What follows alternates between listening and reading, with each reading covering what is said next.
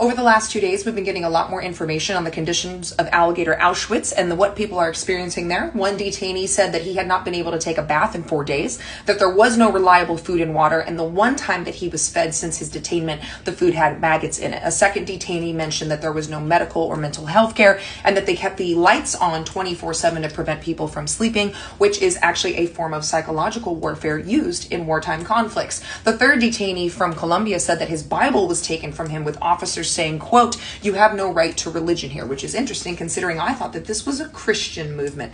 This also violates the Constitution they claim they care about so much. It violates the 4th, 5th, 6th, 8th, and 14th Amendment, which guarantees due process to every single person who has their feet on American soil, not just citizens. And none of these people have been given due process. They haven't been convicted of a crime. They haven't even, many of them have not been able to see legal representation. All of this is happening while immigration czar Tom Homan is saying, we should stop calling ICE officers Nazis. Okay, mother.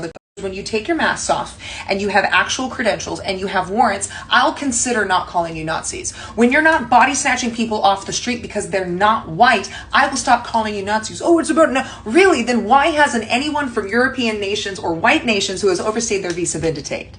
Why did we import a bunch of rich South Africans?